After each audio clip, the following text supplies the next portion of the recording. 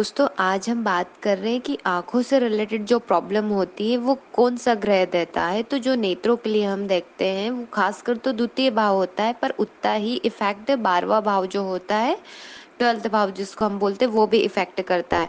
यहाँ हम देखें द्वितीय भाव जो दाई आंख को रिप्रेजेंट करता है और सूर्य इसके बोल सकते हैं कारक होते हैं। और यदि हम इसका देखें बाई आंख का, तो वो चंद्रमा रिप्रेजेंट करता है। और इसके साथ में हम देखें कि वो बाईं आंख को दर्शाता है। और इसके साथ हम इन दोनों को नेत्रों की बीमारियों से देख सकते हैं। यदि किसी की कुंडली में द्वितीय भाव और 12वां भाव यदि पीड़ित है, पाप ग्रह से युक्त है, तो फिर यहाँ पर आंखों की प्रॉब्लम हो सकती है। नमस्कार दोस्तों, मैं प्रज्ञा आपका हार्दिक स्वागत करती हूँ अपने प्रोग्राम में। दोस्तों मेरे व्हाट्सएप नंबर है, यदि किसी को भी कुंडली से रिलेटेड जानकारी चाहिए, कुंडली बनवाना हो, तो आप इस पर संपर्क कर सकते हो और इसका चार्जेस है। और यदि मेरा प्रोग्राम आपको अच्छा लग रहा है तो लाइक करें, शेयर करें, प्लीज सब्सक्राइब जरूर करें। हम यहाँ पर देखें 12वें भाव से 7वां भाव होता है जो छठा भाव होता है, तो यहाँ से भी हम नेत्रों की प्रॉब्लम देख सकते हैं।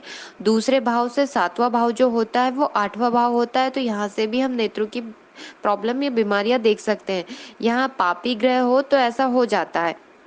कुंडली में हम देखें कि यदि मंगल अच्छा है तो आंखों पर जो प्रॉब्लम है वो नहीं आती है। हाँ, यदि शनि खराब हो, मंगल सूर्य चंद्रमा इन पर इफेक्ट डालते हो, तो फिर हम प्रॉब्लम देख सकते हैं।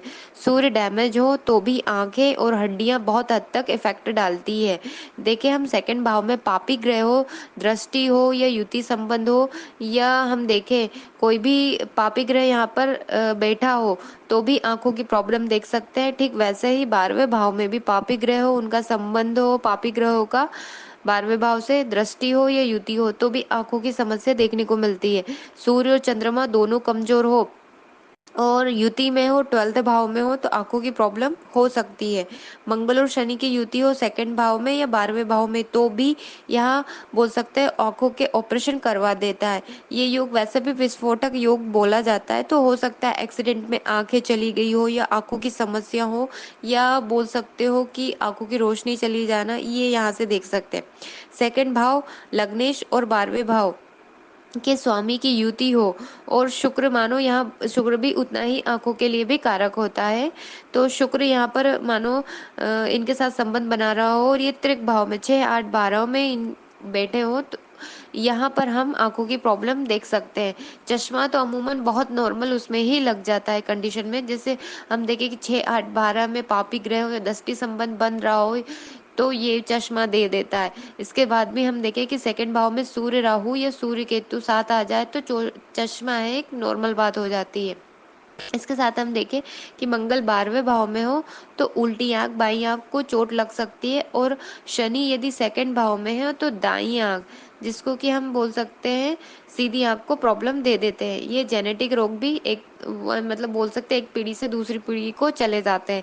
यहाँ पर साथ में शनि और मंगल यदि इफेक्ट डालते हैं, तो फिर आंखों के साथ सिर दर्द, बालों की समस्या देखने को मिल सकती है। और शुक्र भी यदि किसी का खराब हो तो आंखों की प्रॉब्लम हो सकती है, एक आंख जिसको बोल सकते हो खराब हो सकती है।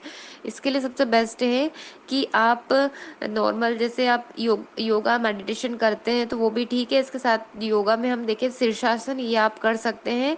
और इसके साथ देखें 15 मिनट सूर्य की रोशनी में बैठे तो बहुत बेस्ट है। सूर्य उपासना करें, आदित्य हृदय का पाठ करें, और साथ में सूर्य का ही चक्षु मंत्र है वो आप यूट्यूब पर से सुन सकते हैं। और खास कर आंखों की एक्सरसाइज जरूर करें। कुछ चीजें आप थोड़ी थोड़ी भी करते हैं, मंत्र भी और बोल सकते हैं योगा भी, जैसे शीर्षासन हुआ, तो बहुत हद तक नॉर्मल नेचुरल तरीके से आप अपनी आंखों को धीरे धीरे ठीक कर सकते हैं। धन्यवाद दोस्तों।